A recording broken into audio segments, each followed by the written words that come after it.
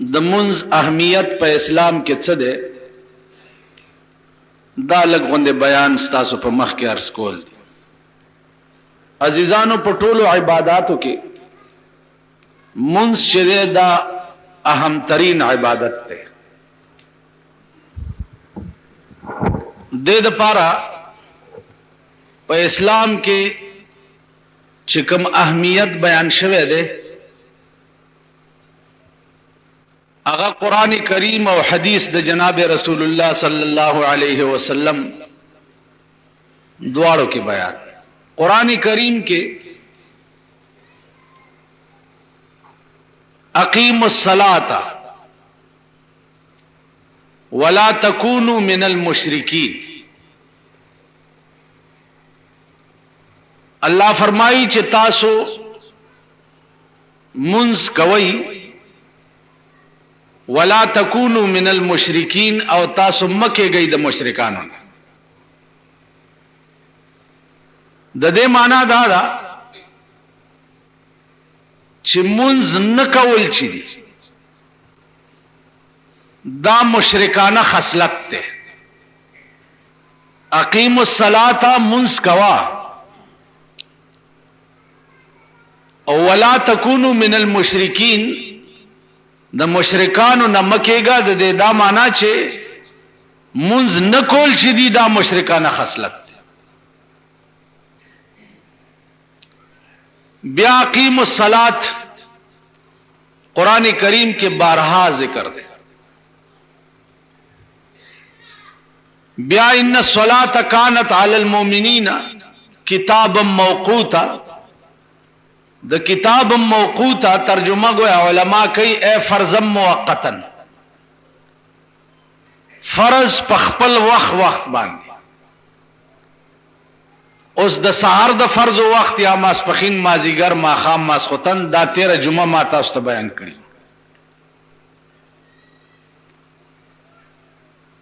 ډیرو خلکو ما نه تپوسو کو چې پلانی جمعات کې ماسختن موږ په دې ټیم کېږي پلانی جمعات. ما ورته وی چې زه د جمعاتونو د ټیمونو ذمہوار نه یم. زه د مسلې ذمہوارم چې ما مسله تاسو ته وکړه چې ماسختن منځ کم وخت کې روا کیږي هغه وخت مې درته ښودلی. باقی که امامانو نه مجبوری یا خلقو نه مجبوری د دې ذمہواري زما ځکه نه ده چې زه اوس کوتک په اوږه کولی خو نشم چې خلقو پسې ګرځم چې په دې وخت منځ وکړي. دا الله دې چې چانا عقل سلب کی او یا چاله عقل ورکی.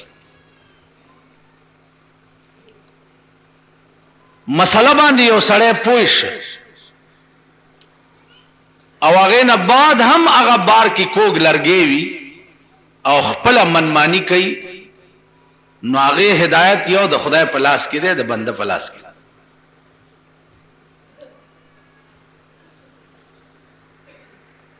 وخت درته مې ویلي چې کم از کم د ماښام او د ماسختن منځ کې 1.5 غنټه فاصله پکار. 1.5 غنټه رستو اذان پکار دی او هغې نه رستو بیا مونځ پکار. لکه دا وخت چې دی اوس 20 منټه کم یا 25 منټه کم شپږ باندې ماښام کی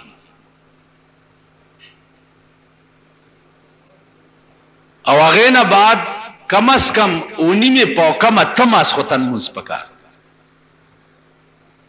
او کوي نظر کوه خلاصې کېږي نو بس هغه محبت خان صاحب جماعت کې یو ملنګ ګرځېده جولای ګرځوله خیر یې غوښته ویل ورکوئ کار دی چې خلاصي نو بیا یې ماښام سره یو ځای کوه چې کار خلاصي. دا ذمہواري زما نه ده. دا خلق پوهېږه او خدای پوهېږه او کار یې پوهېږه او د خدای مخلوق پوهېږه. که امام مقتدیان مجبوروي چې ته په دې وخت منځ کوه دغه امام ته پکار دی چې د داسې قوم امامت پرېږدي. قوم څوک دی چې ما ته به ووایي چې په داسې ټیم منځ کوه. ولی مونږ زه پوهېږم یا په اوقاتو زه پوهېږم د دې زه ذموارم زه چې کوم ټایم ویم په هغه ټایم به مونځ کي مقتدي څوک دا زما کار دی امام غریب به پویم نه او وروستو نه به مقتدي راپاسي اعلان به وکړي پلانې مونځ به په پلاني ټایم کېږي وقت بدلول د امام کار دی تعین د وقت د امام کار دی دا د مقتدي کار نه دی زمونږ ملک ډېر بدقسمته ملک ډېر ناروا پکې دي او پکې دام دی بدبخت ملک دی د عقل تقسیم چې کېده زمونږ ملک ډېر لرې تللی دی کې عقل نشته وقتی طور چاپلوسی باندې ډېر ښه پوهېږي او چرته چې د ذات د مفاد خبره د دوی راشي هلته بیا عقل هم پکې راشي او چې د ذات د مفاد خبره نه بیا پکې عقل هم دی په باب د دین کې دې قوم کې عقل بالکل نشته بهرحال عرض داو چې اوس منځ په دې اوقاتو کې فرض دی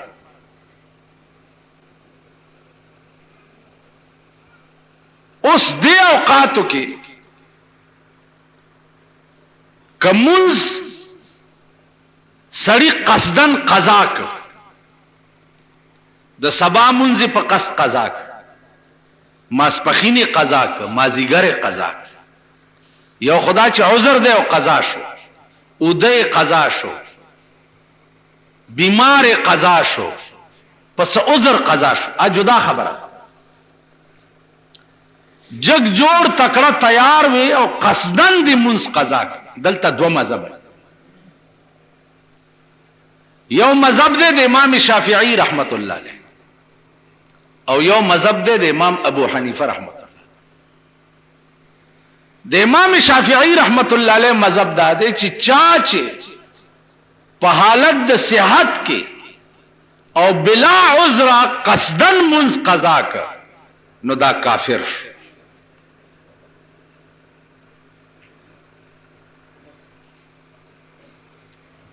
چې سړی کافر شو اوس ورپسې ځای یوازې کافر نه شو بلکې ښځې سره نکاح مات شو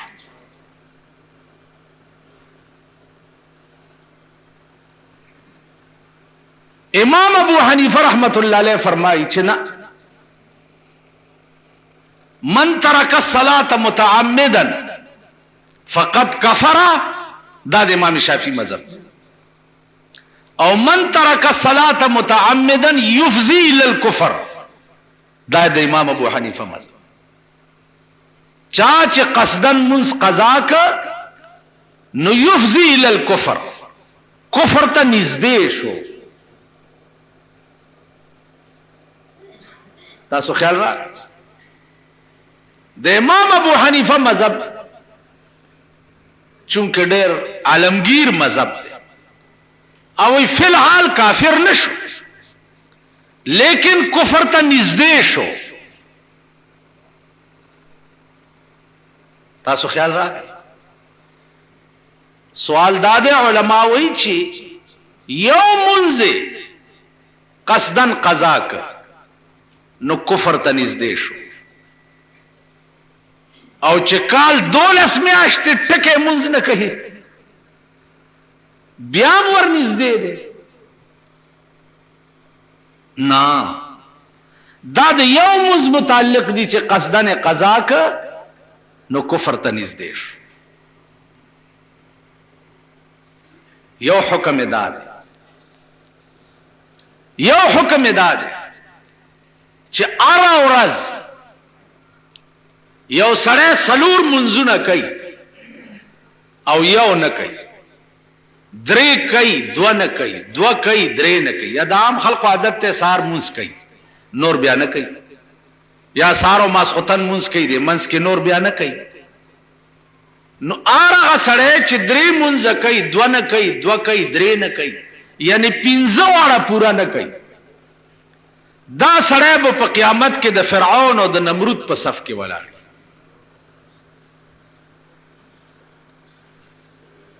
او سحال چې د هغه بدبخت وي هغه حال بددم. زما عزیزانو یو عبادتم دمرا تیز نه ده سمره چې مونږ تیز عبادت. اوس عذر پیښ شو مونږ قضا شو نو قضا براو ګرځي. د رسول الله صلی الله علیه وسلم یو سار مونږ قضا شو. پیغمبر حکم کو چالا سنتم سا نور خطون رستو قضا وکړو فرض.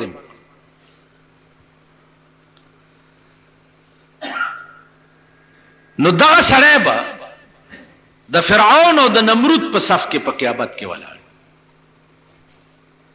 نو عزیزانو اهتمام د مونږ کوي. بل ور سره دا خبره ده چې مونږ کوشش پکار دی چې جماعت سره وشي. ځکه چې جمع سره مونږ کې اجر زیات دی. نو کوشش دا کوي چې جمع ته مونږ ورسوي. خدای دا جمع ته ونه رسید نو ځان له چې د وخت نه درنه قضا نشي. ډېر خلک دا تپوس کوي چې جمع کې پلانې سړی ولاړي. اوس پلانې سړی داسي چې داغه یا خزه خرابوي یا لونې خرابي وي یا پخپله څه دله غوندې وي. نو ما نه ډېرو خلکو دا تپوس وکړو چې دا سړي سره په صف کې مونځ کی. نو دا یاد لرئ چې په دنیا د خدای کې خدای ته ودرېږي نو د بل عیب ته به د خیال نه. ما په خبرو پوهېږئ ځان نه به د بزرگ جمیل زوی نه جوړی چې ته په مونځ کې ولاړ او خیال دې دا دی چې زه خو ډېر پاک یم او دا پلیت ما سره ولاړ. کېدای شي دا پلیت قیامت کې جنت ته لاړ شي او ته جهنم ته لاړ شي په دې نیت چې تا د هغه نه ځان ښه وګڼلو. نو ځان به د سپي نه هم بدتر ګڼې. دې ځان ته به د هر وخت دا خیالي چې خدای دا په کوڅو کې په منځ پې چې پروتي دا هم ما نه ښه دی. ځکه د سره به د خپل عمل حساب نه کېږي او ما سره به د خپل عمل حساب کېږي. نو ما نه سپی هم ښه دی. نو تا هغه ته په یو خاص عیب په وجې سپک وکته چې د سره په صف کې مونځ نه کېږي ځکه چې زه د نه ښه یم. نو که ستا مونځ کې دا خیالي هغه ته نو ستا دا مونځ بیا مونځ نه دی او نه دا مونځ کېږي. امام غزالی رحمه الله تعالی و تبارک د پسې بخپل رور مونځ نه کولو. احمد غزالی دا نن نظر کاله مخکې تیر شوي. نو امام غزالی راغی او مور ته شکایت وکړو چې زما رور ما پسې مونځ نه کوي دا خلق به څه وایي. نو هغې زوی راوغوښتو احمد غزالی چې بچیا ته د رور پسې ولې مونځ نه کوې. ورته وی زه د پسې ځکه مونځ نه کوم چې د ده زړه چې دی هغه د حیض په وینو ګندی. دی په مونځ کې هم د حیض د مسلو تصور کوي. کتاب لیکل شروع کړي دي احیاء العلوم. نو باب الحیض په کې لیکي لګیا دی. نو مونځ کې تصور کوي چې دی دپاره به اسباب کم ځای نه پیدا کړي. نو دی په مونځ کې د حیض د مسلو تصور کوي. لہذا زه د پسې مونځ ځکه نه کوم. مور یې ورته څه وویل. مور یې بزرګه وه. مور یې ورته وویل چې که امام غزالی په مونځ کې د حیض د مسلو تصور کوي نو خو کتاب لیکي سبابت عام مسلمانان فائدہ اخلي.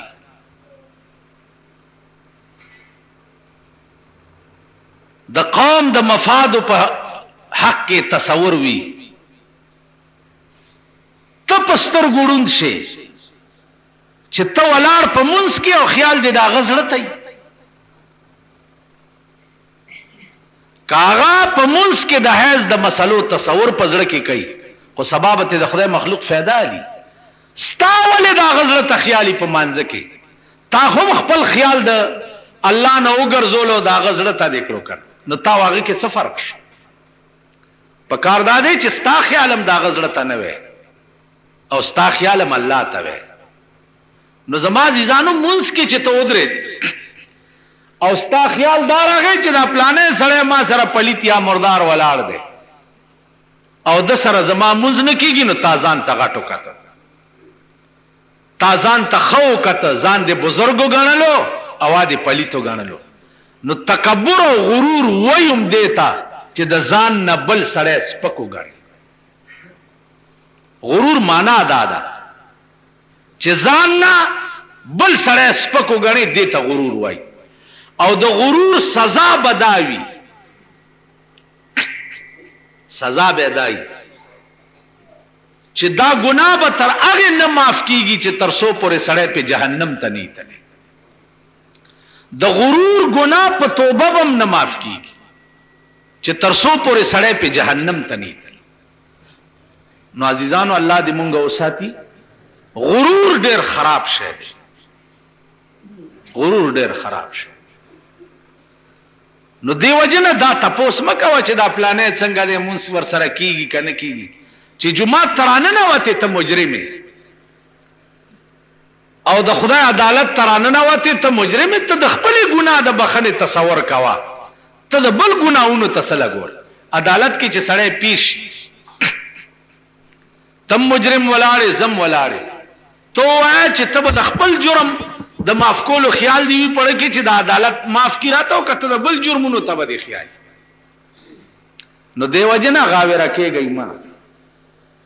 یو سړی او 300 کال عمر او 300 کال عمر د الله په ذکر کې تیر کړي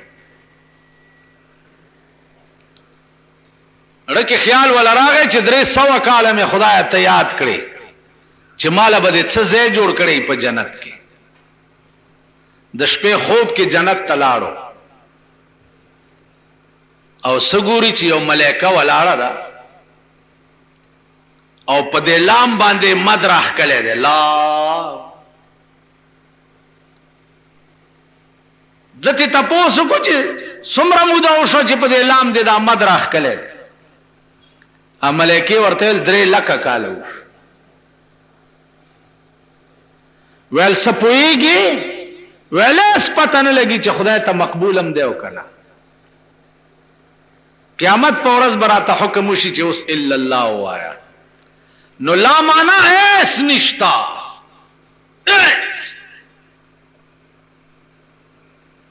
اس نشتا نو د قیامت په ورځ به الا الله وای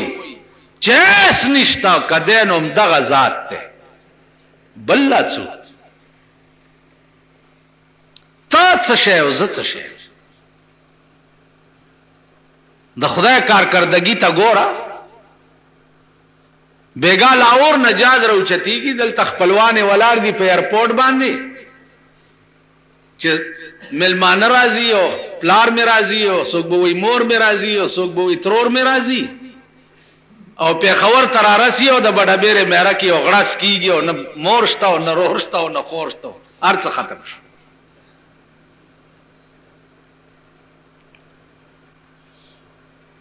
لاور والا څنګه را رخصت کړه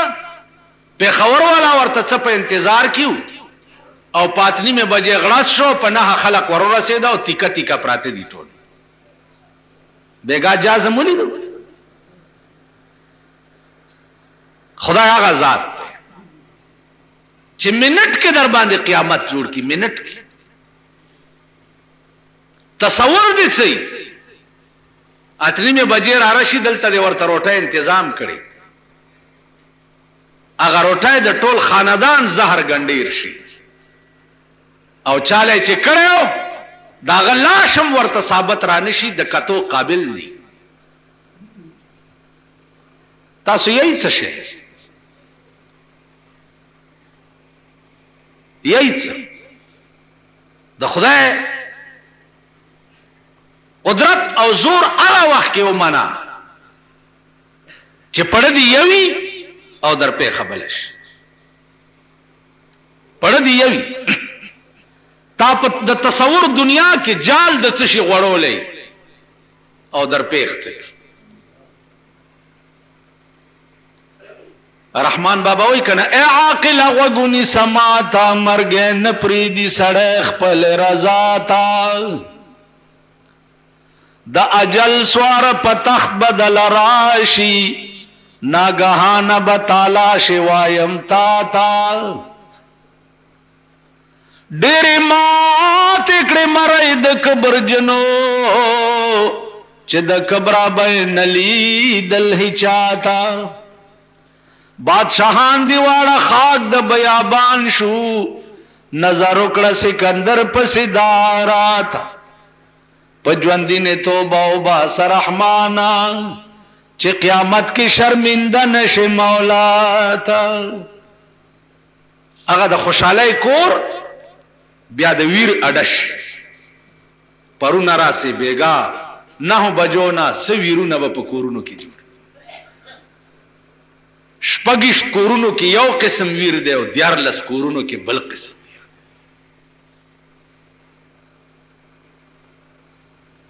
نو عزیزانو عرض داو چیت شے داسی نشتا چه تور پوری رو تڑی او تارا ٹینگ کی ستا د جون سیلاب چرا خوش ایشی ستا جون را ٹینگو لے نشی سکنٹونو کی بختم نو تو یہ چشی او حضرت انسان کا کتنا تکبر تیز ہے خاک سے پیدا ہوا اور خاک سے پرہیز پیدا چنے او بیا پرہیز چشی نو عرض میں داو چی منز اغا فریضہ دا چی اول تپوس بدا اللہ پا در کے دا منز کی اول تپوس تا منز کرو نو عزیزانو اغا منز کے اس دوہے اتج علماء لکی چھے منز د پارا او 10 فرض او 10 بالذات فرض نہ دے کا او 10 فرض دے نو منزه د پارا فرض اس او 10 تے اوکر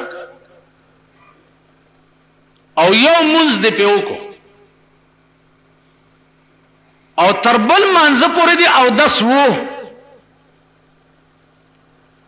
نو کدی بل منزله دی تازه بل او 10 کو نو ثواب زیات ته کینی په دغه او 10 منز کی عزیزانو او 10 کے سلور فرض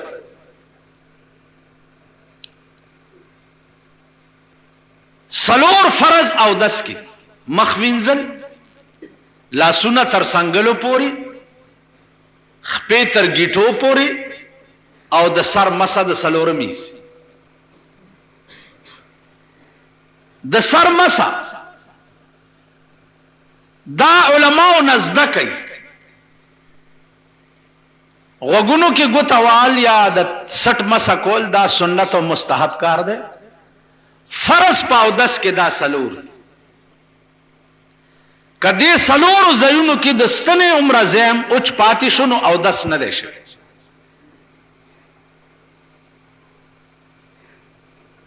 اوس او 10 ماتیږي پڅ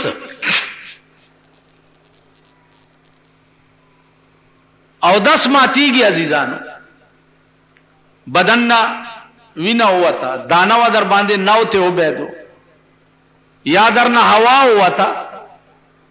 او یا ودشو خو ودک پلتای دیوالی او ناشته ودشوي نو 10 نه ماتي آنکه پلتای والو باندې ودشوي او جوټه درغه داسې لاس پزمکه ولګولو نو او 10 مات شو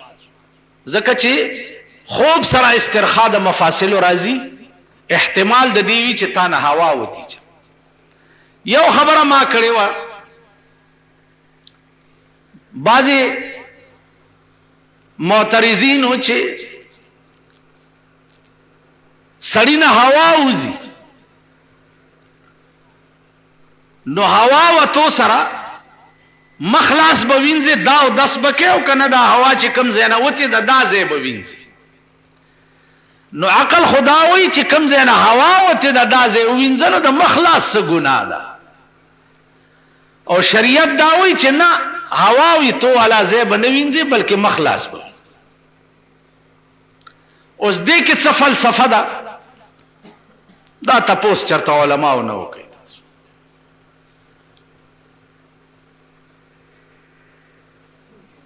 نو عرض داو چې دین د عقل شی نه دی چرته چې د انساني عقل خاتمه وشي الته د دین ابتدایي نو د انساني عقل رسایي دین ته نکیږي دا معنا نه ده چې دین د عقل نه خلاف شي بلکې ستا عقل ناقص ته رسایي الته نکیږي کینی دین د عقل نه خلاف شي نه دی او زما عزیزانو دې مقام کې سوچ وکړئ چې انساني عقل بسئی او بیا په پاکستان کې لا عقل کم ځای دی پاکستانیانو کې عقل وې نو سلويخ کاله وشو په سلويخ کاله کې به تر اوسه د پیرنګي قانون لاندې وخت نه تیرول کدوې عقل وې او دوی بنی آدم وې دا د بنی آدمو په قطار کې نه دي دا بالکل سړی نه دي کدوی کې عقل وې او دوی کې سړیتوب وې نو تر اوسه پورې بستا د ملک قانون د پیرنګي قانون نه وې په دې ملک کې به قانون چرته اسلامي راغلی په سلويخ کاله کې هغه انګريزانو نه چې کوم اسلام پاتې نو هغه دوی مونږ نه وېستو انګريزانو زمونږ خزي په زور نه وې بے پردې کړي دوی زمونږ خزي په زور بے پردې کړي حالات او اسباب ولدا سے جوړ ک چې دا خزه د ستر ولی وي 13 جمعه باندې د چین ډمه راغلې نو د چین ډمو ته زمونږ د صوبه سره ټول وزیران ناس او بیا یو بل وزیر دی په دې صدر کې اوسي هغه ولې نامونه ورک بیا یو بل تار پیټو دی د کمیټه مشر دی هغه تار پیټو ولې نامونه ورک نو د غولو جمعدار استا سکار دی چې ته د چین د مولای نامونه ورک چرته د کوسي وانه د خلکو جوړې ک کته د چین د مولای نامونه ورک اوس دا زمونږ د اناړي زور وې لاس کې نو ما بده تویلی وې چې ته ډمول څنګه انعام ورکې دا زمونږ ملک لګې ډمې دي دا غډوي ځان تک نه چې له چین نه موډه مې راو وخت ځان تم غډې دا هغه شرمېدل عمل کړي تاسو خیال راغی نو داونه بدا توقع نه کوي هغه د پښتو یو شعر دی چې وې زړګی لا ډاډ ورکه پخپلا مدام بسوک ډاډه کوي وشتلی زړونه دا خپل ځان په پخپلا جوړه چانه دا توقع مکوه چې دی به ماته اسلام په محله کې وګوره دا توقع مکوه چې دا د مالی خلق بګینه ماخه مسلمان کی مالی خلق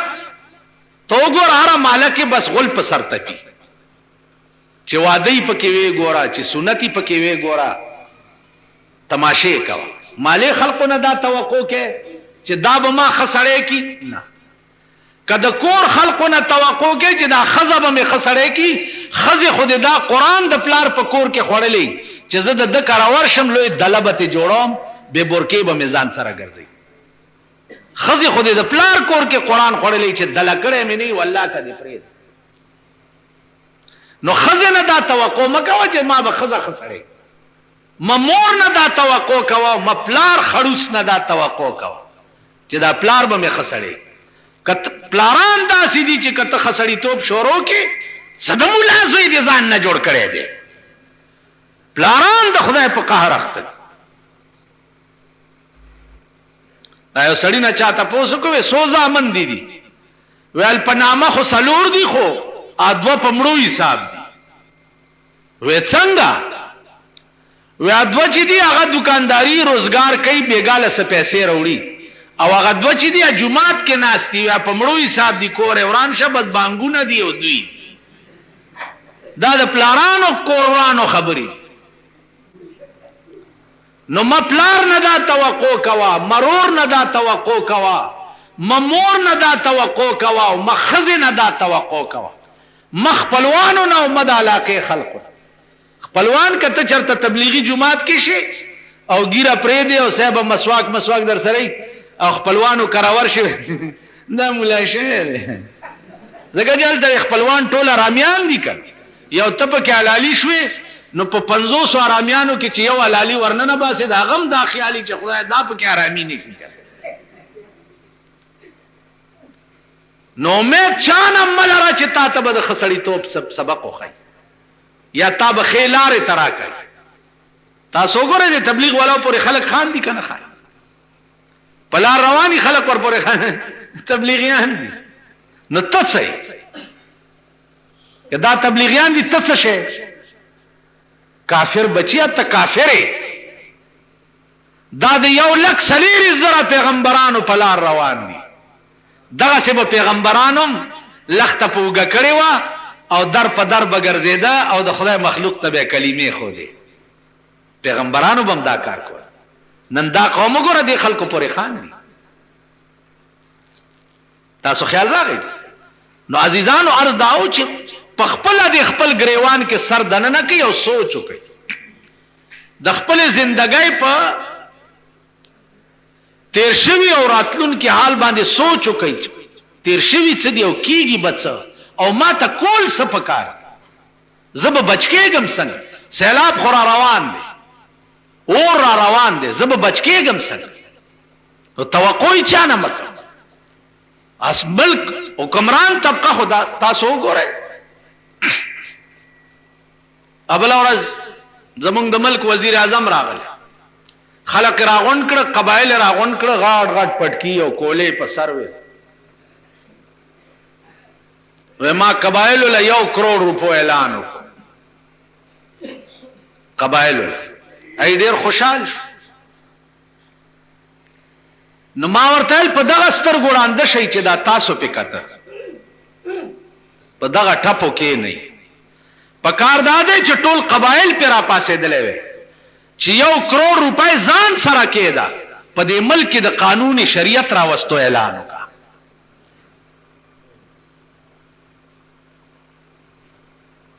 نو نوړای درته واچو لمخې سرم ورته لکه او خوځوله مونږ اوس په کې څه فرق دی مونږ خو سپیو مونږ سپی مولانا وی کنه وی البسا مشکین زلف یار ما البسا مشکین زلف یار ما چونکہ ما دزدے مو زنجیر ما وی زما د یار زلف خود مشکو د عنبرو پشان دی لیکن زخو غلی ما د پارا بت زنجیرونه جوړ شي مونږ خو غلی مونږ ته خو نوړای اچوا مخې سره درته لکای خزر مونږ کې ایمان وې مونږ به د حکومت د سود د زکات پیسې څنګه قبلولې که مونږ کې غیرت وې او مونږ کې ایمان ان شاء الله په دې موضوع به مخې جمعې لدرته د سليمان او د بلقیس واقعیا بیانوم چې سليمان له توفیر اولېګلې او سليمان وې چې زه پیغمبر یم زب په توفو نه راضي کېږم زب راضي کېږم نه د بلقیس په ایمان راوړو به راضي کېږم دا به درته وایم چې چا کې ایمانی اب په توفو نه راضي کېږي اب په ډالو نه راضي کېږي اب په پیسو نه راضي کېږي نو په دې ملک کوم کې ایمان وې او ضیاء الحق چرته لاړ شي او قوم ورته راپاسي چې نه غواړو تا بغیر د دې نه چې د ملک قانون بدل کړه، نو دا قوم تاسو ګورئ چې ورته د سپو غوندې ناست دي. د قبایلو ارمان قربان دی شمسه خدای دې تخت و بخت برقرار ورله قربان دی ځکه چې 1 کروڑ روپۍ ورکړې وله. واخر دعوانا ان الحمد لله.